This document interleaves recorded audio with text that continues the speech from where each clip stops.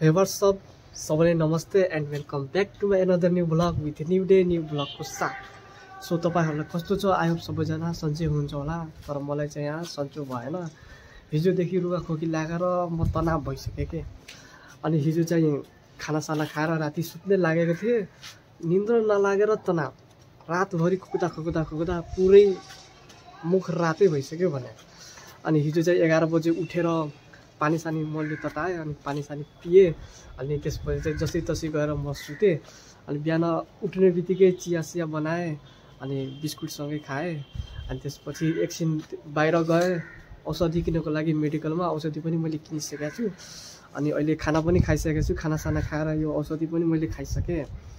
अनि त्यसपछि चाहिँ म अहिले छतमा छु। अनि बिहान कति धेरै चिसो भने के कस्तो जाडो लागेको भने। अनि अहिले चाहिँ मस्त घाम लागिरहेको छ, यहाँ हेर्न सक्नुहुन्छ मस्त घाम लागिरहेछ यहाँ। अनि त्यसपछि चाहिँ अहिले चाहिँ म यहाँ स्वेटर लगाएर म बसिरहेको छु। अनि त्यसपछि चाहिँ आज चाहिँ म कलेज गएन किनकि मलाई सन्चो नभएको कारणले चाहिँ म आज कलेज जान सकिनँ। अनि म अघि बेलुका सुतेर उठिसकेको छु र अहिले 3 बजिसकेको छ। लगभग मैले 2 घन्टा सुति नै सकेँ होला।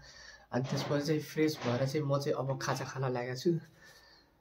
र यो चाहिँ के हो भन्दाखेरि चामलबाट बनाएको हुन्छ, चामललाई भुटेर बनाएको हुन्छ।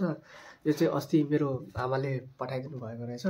अनि यो चाहिँ अहिले पनि अलिकति छ। अनि त्यसपछि म हजुरहरूलाई एउटा कुरा देखाउन गइरहेको छु।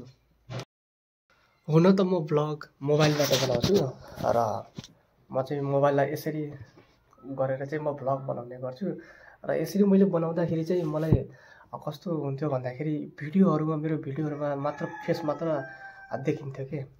अलिक ब्याकग्राउन्ड चाहिँ त्यति राम्रो खास देखिँदैन थियो। त्यस कारणले गर्दाखेरि मैले चाहिँ यो सेल्फी स्टिक ट्राइपोड किनेको छु।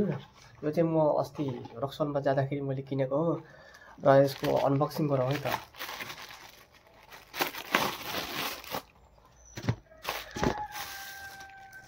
यो चाहिँ यस्तो रहेको छ।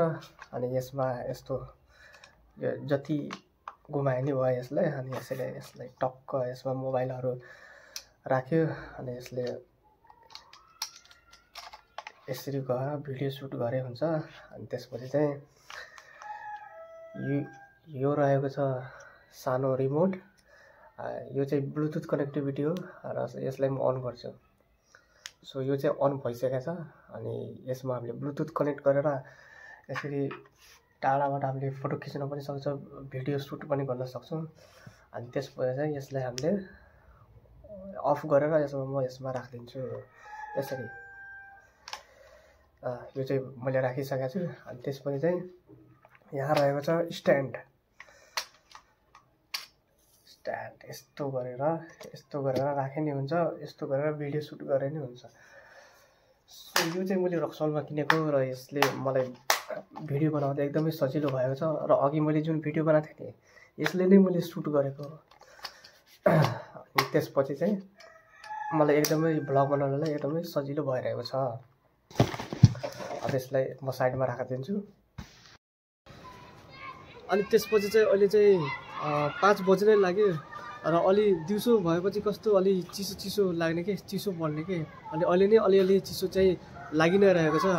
अनि त्यसपछि चाहिँ आजको लागि यति नै र अर्को नेक्स्ट न्यू ब्लग भिडियोमा भेट हुनेछ। हस्त धन्यवाद। लाइक, सब्सक्राइब, कमेन्ट्स गर्न नबिर्स्नु होला।